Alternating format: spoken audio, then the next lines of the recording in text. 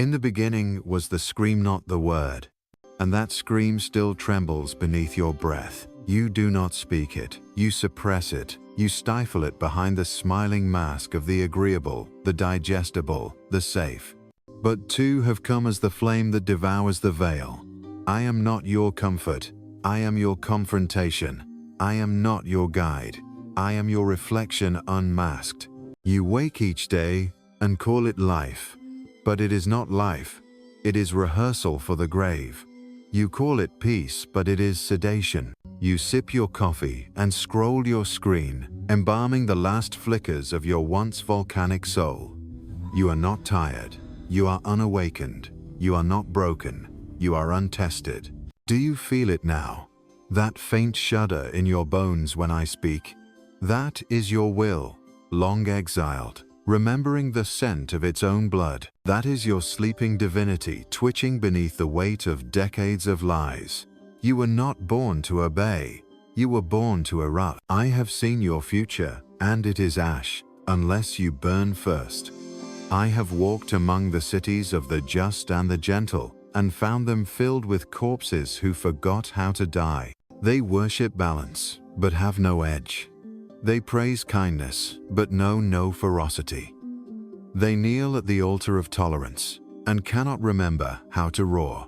Yes, you have forgotten that every god was once a monster, every saint a blasphemer, every light a pyre. The modern man prays to safety. He fears the wild. He chains his instincts and calls it virtue. But in the wilderness of the soul, where no map will guide you, virtue is a tomb, comfort is a coffin, and your best self is a jailer. I have come to raise that temple. You were not born to be good. You were born to be whole, to be total, to be chaos dancing with order, an animal that dares speak with gods, and a god that dares devour his weakness.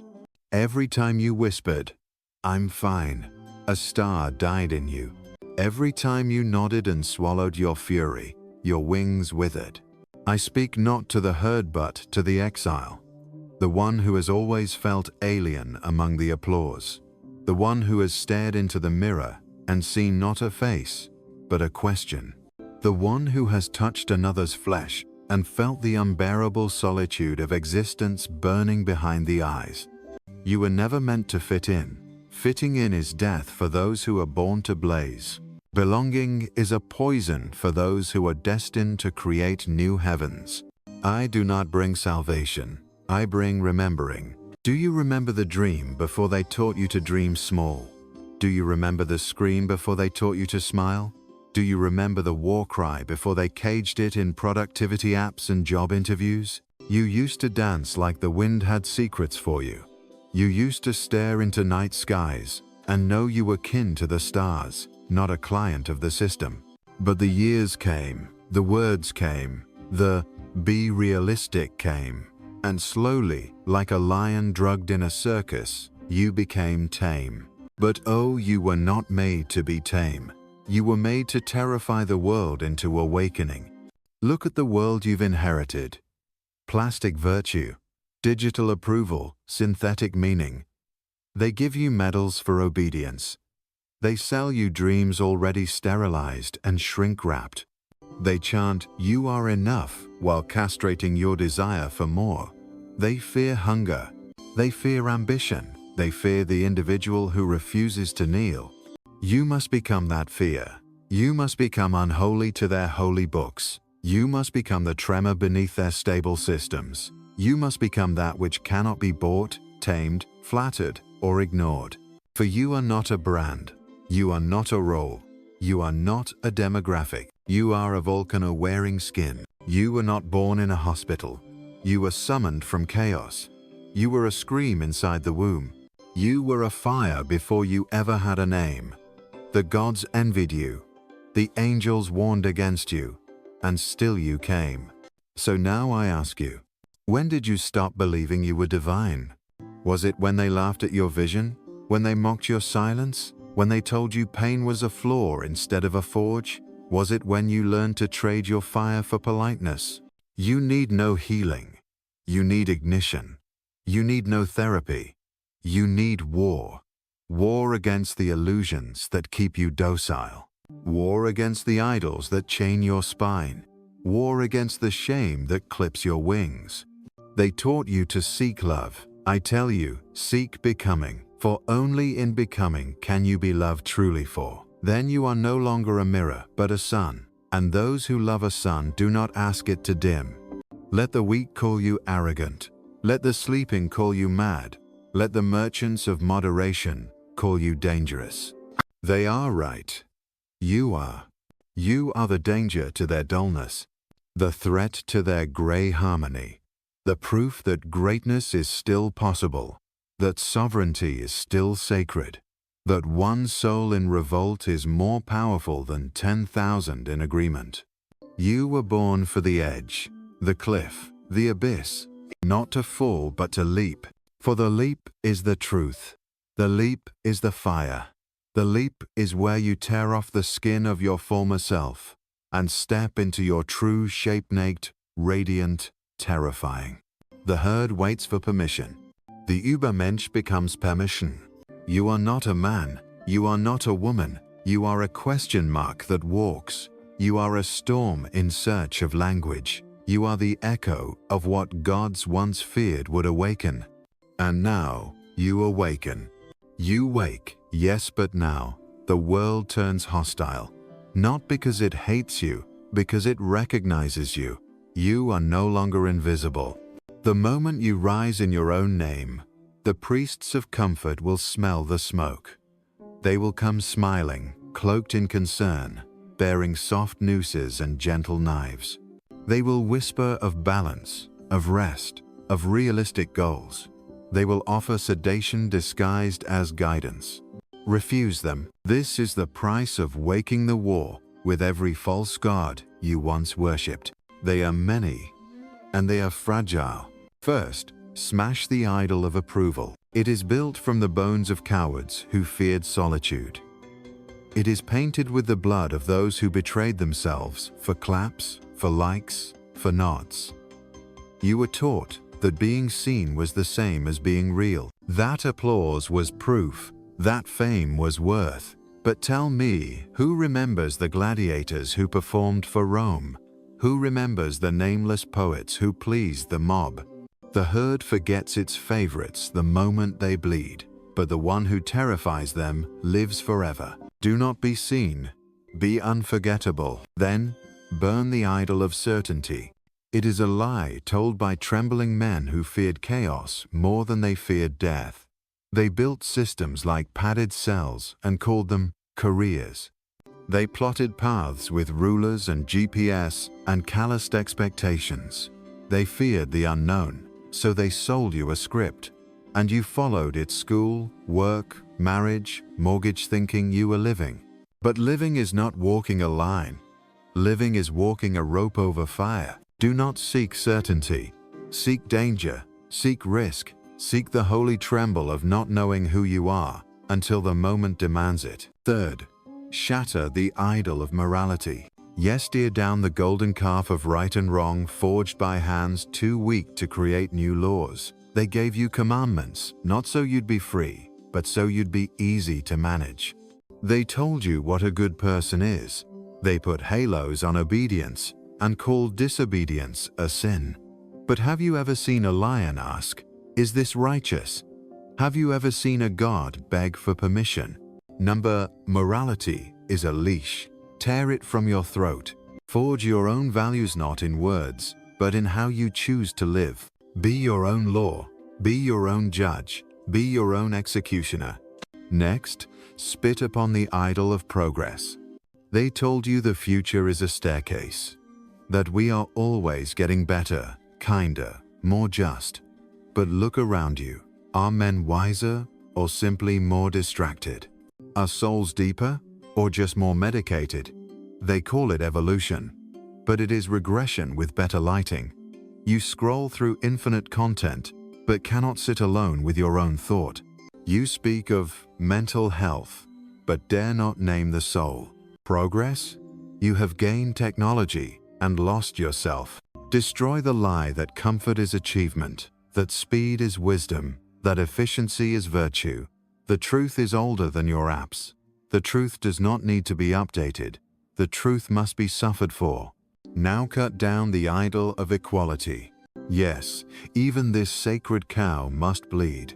You were told all are equal, that greatness is unfair, that hierarchy is oppression. But this is the gospel of the mediocre herd in revolt against the lion. Equality is the camouflage of the unremarkable. It is the resentment of those who dared not climb.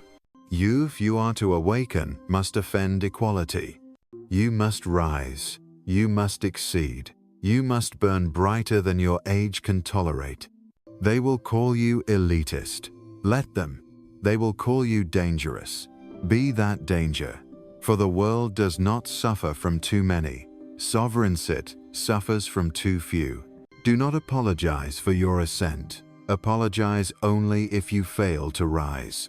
And now, finally, break the most blasphemous idol of all. The idol of God. Yes, that old tyrant in the sky. That bearded accountant of sins. That cosmic judge who watched your tears and said, "It is part of the plan." Tear him down, not because there is no sacred, but because that God is too small for your fire. You are not the image of that God. That God is the image of your fear, the image of your need for meaning, the image of your wish to be punished, forgiven, protected, contained. But you must be the creator of gods, not the worshipper of them. The death of that God is the beginning of your divinity. You were not born to worship, you were born to surpass. And what is left now? A cleared temple, a sky without ceilings, a silence that howls, a world where you are now responsible for everything you become. Do you feel the terror? Good. It is the price of freedom. It is the price of birth. It is the price of becoming real. For there is no savior coming, no chosen one, no prophecy. You are the prophecy. You are the chosen one. You are the God that must rise. Not the God who controls others, but the God who no longer needs to. The God who laughs in solitude. The God who bleeds on purpose. The God who wills their own world into being. This is where it begins, not with certainty, but with defiance. Not with hope, but with hunger. Not with light, but with fire. Now walk into the ash, the ruin, the silence. Let them call it madness. Let them call it ego. Let them call it whatever name they need to feel safe again. You do not need their names. You are becoming a force. And a force does not need permission to exist. There is no going back now. You have torn the skin from the world. You have looked upon the altar and found it empty. You have shattered the mirrors and seen only smoke where a self once was. Now begins the terrible and radiant task. Not to recover the old you, but to create the new law within. You are no longer man. You are becoming. Not evolution, not therapy, not healing. Becoming. That sacred word that terrifies the comfortable and makes gods out of mortals. Not, who am I? But, what will I will myself to be? This is the root of all sovereignty. To command one's becoming as a sculptor commands the stone, as a tempest commands the sky. Do not ask for instruction. There are none. Only instincts, sharpened like knives. Only dreams, burning like suns. Only hunger, roaring louder than reason. The maps are lies. The compasses spin wild. The path is not found, it is forged by your stride. You must become artist and artwork, lawgiver and outlaw, flesh and flame. Do not look to society for shape. It will give you only shackles and slogans. Its virtues are designed to make you docile. Its ethics are crafted for herds, not hurricanes. They speak of justice, but have never faced vengeance. They speak of peace, but tremble at true freedom. You are no longer their citizen. You are a sovereign soul in revolt. So, begin here. What do you revere? If your answer is nothing, you are still dead.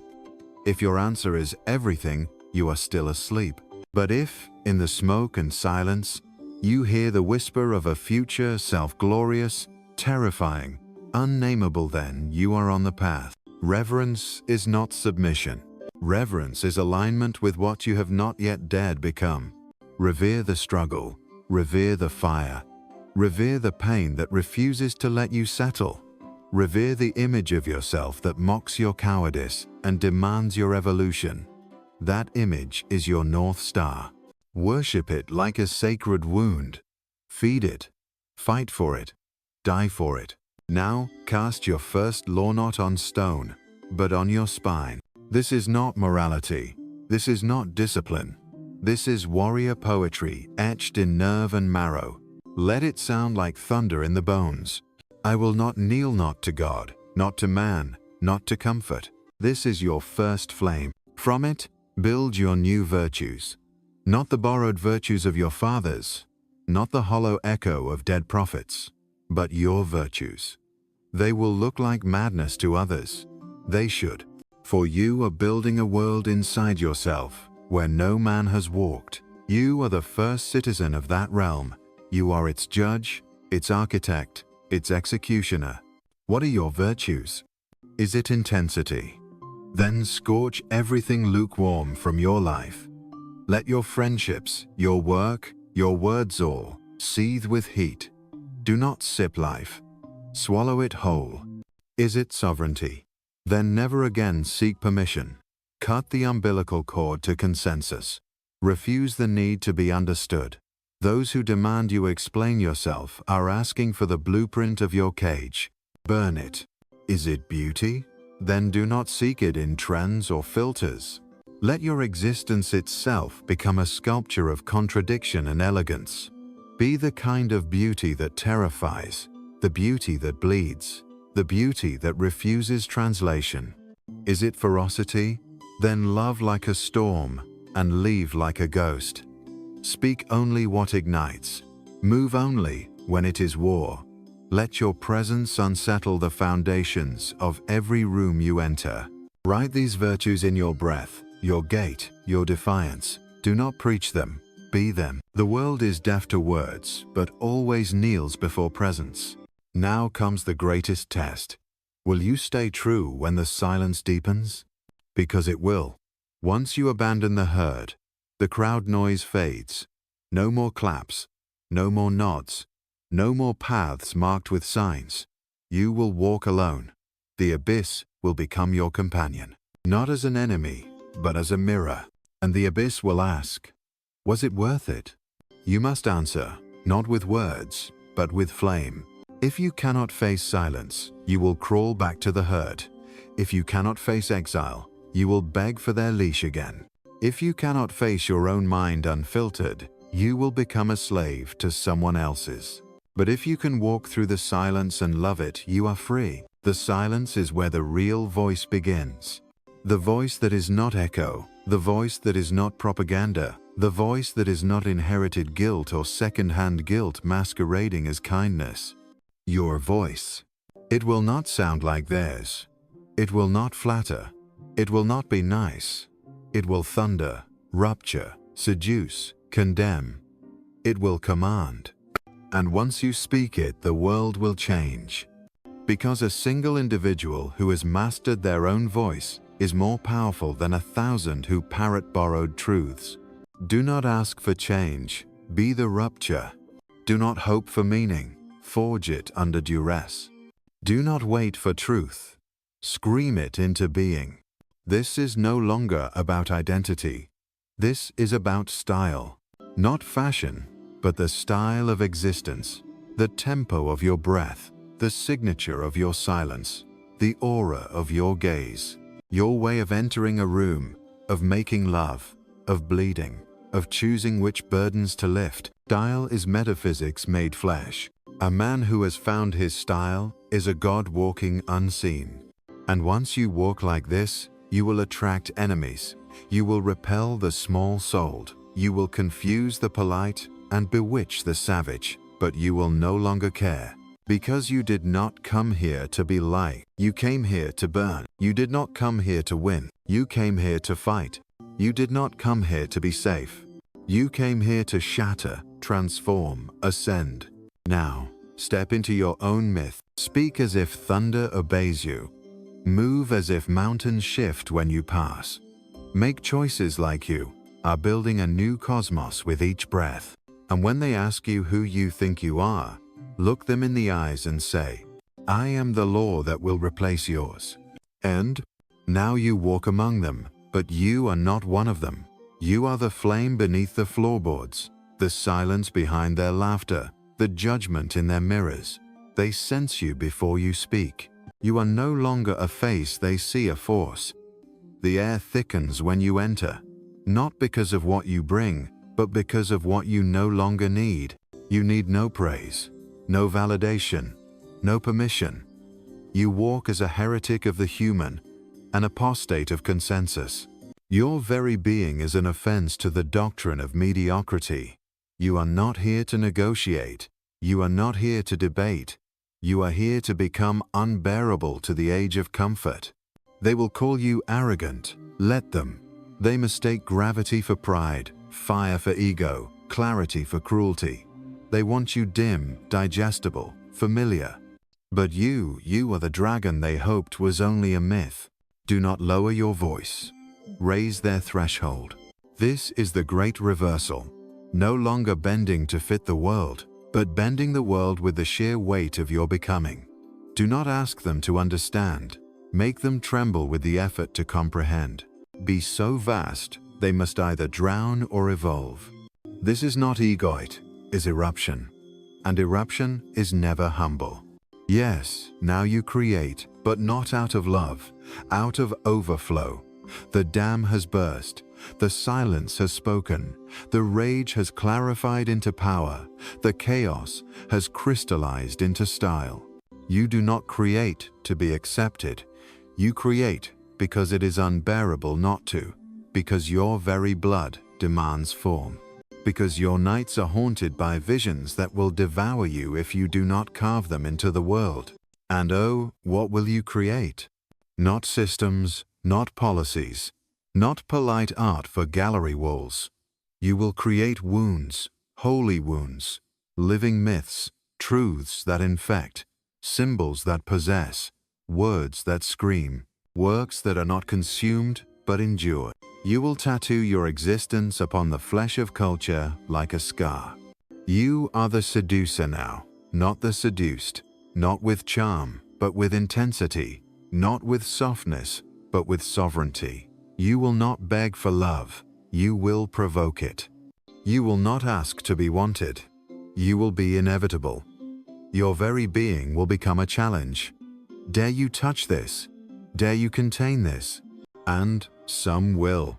The worthy ones, those few who carry a matching fire in their eyes. You will find them in the silence between words, in the sharpness of gaze, in the way they do not flinch when you speak what others fear. You will know them not by their agreement, but by their hunger. Do not seek many. The sovereign soul needs no audience. One storm is more than enough to change a sky. But do not mistake this fire for superiority. You are not above others, you are beneath nothing. You are not better, you are different beyond comparison.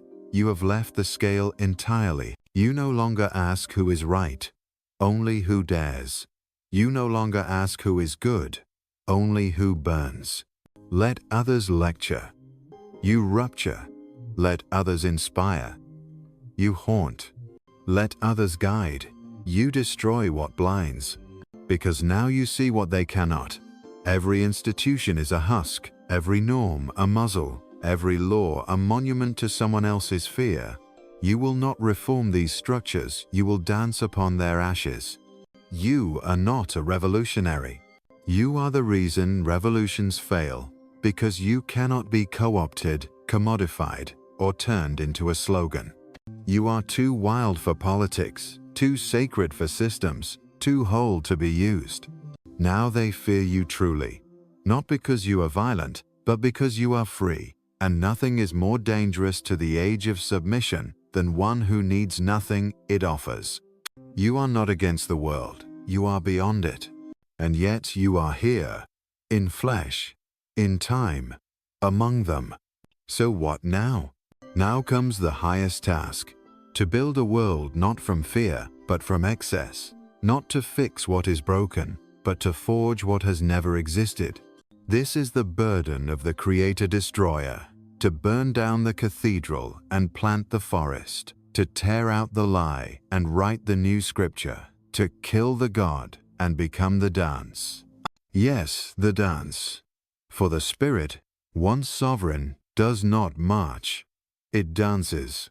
Not the dance of performance, the dance of provocation, the dance of defiance, the dance that says, I am not here to be known, I am here to be felt. You will laugh more now, not because life is easier, but because it is absurd, and you are no longer its slave. You will weep more now, not from sorrow but from overflow. You will rage more but with precision, with poise, like a blade that has learned patience. You are the paradox now, the wound and the cure, the exile and the temple, the scream and the silence. You are not healed. You are hallowed. Let them keep their balance. You will keep your blaze. Let them keep their gods. You will become the storm their gods fled from. Let them keep their comfort. You will build the future with your agony. For you are the one who chose to die while still alive, so you could be reborn without shame. You are not what you were. You are not what they want. You are what comes after man. Do you think this ends in glory? Do you believe the path of becoming leads to a throne? No, it leads to further cliffs, further abysses, higher altitudes where the air thins and the gods freeze, and only the most relentless remain alive. The reward for sovereignty is not rest, it is more fire. You thought you were climbing a mountain. Fool, you were becoming the mountain. Now the solitude becomes divine. Not loneliness, but the radiance of no longer needing. The clarity of being unshackled from expectation. You no longer perform, because the mask has fused with the face and then disintegrated. You are not real. You are more than real. You are style etched into space. You are the echo of something that never sought to be understood. Now you begin to speak, not just for yourself, but from the beyond. Not from opinion, but from volcano. Your words are not statements, they are seeds. Each syllable a trigger. Each sentence a dagger. Each breath a summoning. You are not here to communicate, you are here to initiate. The initiated will not applaud, they will awaken. The rest will flee. Let them. You are not a lighthouse. You are the lightning that splits the sky. And this lightning does not ask who is watching. It strikes because it must. It tears the silence because its nature is revelation. You do not serve, you rupture. Now feel this. You are no longer choosing. You are being chosen by your future self. That which you are becoming is now leading you. It is older than you. It is beyond time. You feel its pull like gravity on the spine, like memory etched into marrow. You no longer live for something. You live from something. From a future self so vast, so merciless, so radiant, it would annihilate you if you glimpsed it whole.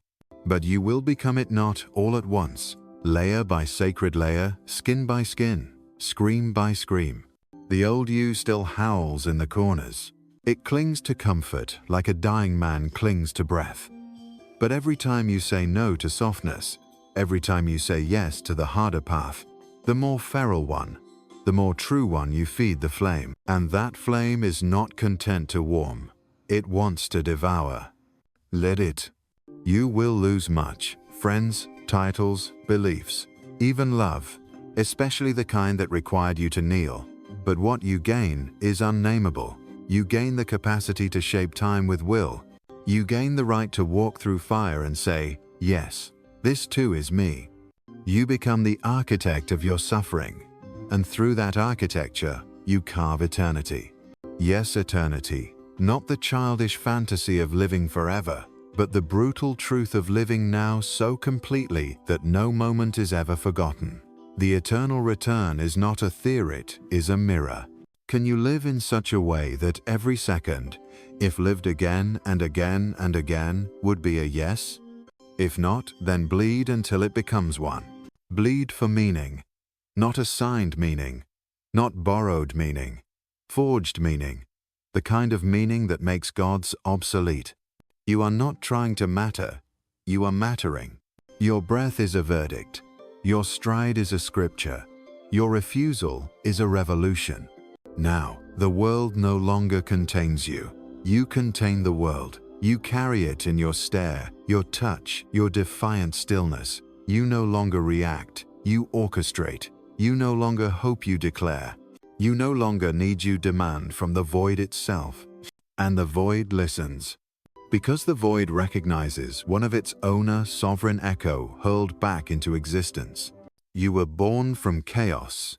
Now you return as its master. You are not healing the world. You are recreating it in your image. And if they call this madness, laugh.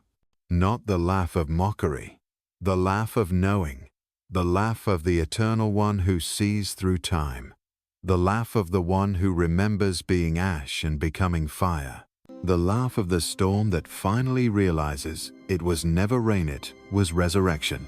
Now comes the final phase, the terrifying joy, the unbearable ecstasy. You no longer fear death, not because you have conquered it, but because you have integrated it. You are not afraid to die. You are afraid to live anything less than completely. Death is now a tool, a pressure, a sculptor's chisel against the granite of your life. It makes each choice sacred, each word fatal, each day a verdict. Let them fear endings. You will make every ending a birth. Let them cling to beginnings. You will make every beginning a death. You have become time's equal. You have become the one thing even fate cannot predict, a soul in full possession of itself. Now go and speak not of what you've seen. Speak as if you are what you've seen. Let them feel the blaze behind your eyes. Let them touch the edge in your silence. Let them tremble in the presence of someone who is no longer becoming but has become. You are not a man. You are not a woman. You are not an identity. You are a sovereign echo of the eternal scream, and the world must now decide whether to kneel or evolve. Now you have no name, not because it was taken but because you burned it. Not erased, no, but transcended. The name was the chrysalis. The flame needed no label to burn. You are not remembered, you are felt. You do not linger in memory. You possess it. You are not a story. They are still being written inside you. You walk, and the ground recalls you. The wind parts, the air shifts, not in obedience, but in recognition. The cosmos has seen your kind before, the self-created, the will-born, the being forged, not by lineage or law, but by suffering chosen with eyes wide open. You are what myth fears to name. You are what language stutters to contain. You are what every ancient whisper tried to warn us about, the one who returned, not to lead, but to unsettle, to unmake, to awaken. You will not start movements. You are the movement. You will not write doctrines. You are the death of doctrine. Your existence is the scripture that cannot be canonized. There is no more becoming. There is no more striving, not because the climb is over, but because you have become the mountain. And still you move, because even the Eternal One does not rest. Rest is for the weary. You are no longer tired. You are the energy that creates worlds, not metaphorically, literally. You speak and minds rupture. You touch and paradigms collapse. You look and masks fall. You are no longer the seeker. You are the fire that things seek. And when others come to you as they will not know what they ask for. They will see power and want it. They will see clarity and try to possess it. But you will offer no comfort.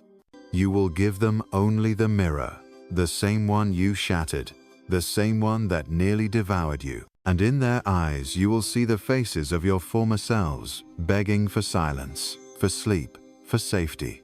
You will not weep, you will not console.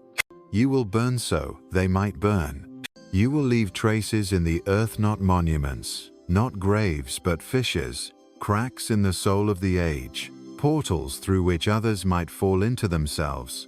And this is your immortality, not to be worshipped, but to be reawakened in the terror of others finding their own fire. You will not be thanked, you will be feared, misunderstood, exiled, mythologized, and still you will smile, not because it is easy, but because it is yours. Because your fate is not a cage, but a crown made of thorns and lightning. You are not healed. You are whole. You are not kind. You are true. You are not light. You are the sun's rival.